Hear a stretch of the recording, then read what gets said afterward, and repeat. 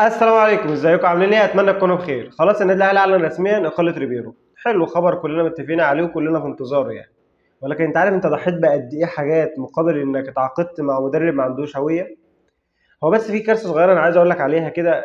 في عقد ريبيرو، انت عارف ان عقد ريبيرو ما كانش فيه شرط جزائي لمده 3 شهور. يعني اول 3 شهور لو انت اقلت او هو مشي محدش هيدفع شرط جزائي. انت متخيل ان انت مش واثق فيه قد ايه؟ ومتخيل ان هو مدرب وضيع مش واثق في نفسه قد ايه؟ هو حرفيا ما بقاش في فرق بينه وبين اي موظف رايح يتعين في شركه.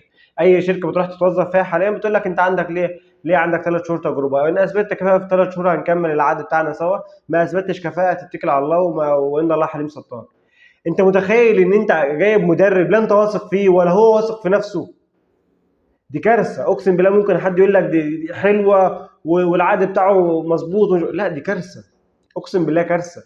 فكره انك جايب مدرب مش واثق في نفسه وانت مش واثق فيه. طب جبته ليه من الاول؟ جاي مدرب مش حاطط له شرط جزائي لمده 3 شهور.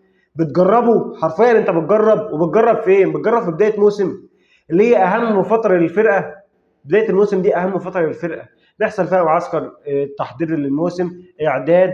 المدرب بيشوف اللعيبه بتاعته، بيستقر على التشكيل الاساسي اللي هيبدا بيه، مين محتاج اوزان اكتر، مين محتاج اوزان اقل، مين هيبدا معايا اساسي، مين هيبقى دكه، عايز صفقات ايه، عايز ادعم فين، حاجات كتير قوي بتحصل في بدايه الموسم.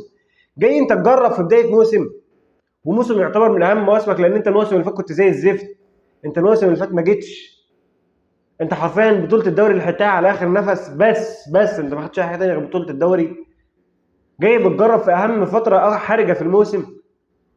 ولكن خلاص اتكل على الله ومشي. خسرت انت فلوس كاس العالم للانديه. انت لو رحت كسبت ماتش واحد ولا جبت اهداف اكتر ولا صعدت دور 16 كان هيدخل لك اضعاف مضاعفه اللي دخل لك اصلا. دي نقطه. خسرت لحد دلوقتي في الدوري، انت تعادلت ماتشين وخسرت ماتش، يعني انت لحد دلوقتي خسران 7 نقط في الدوري.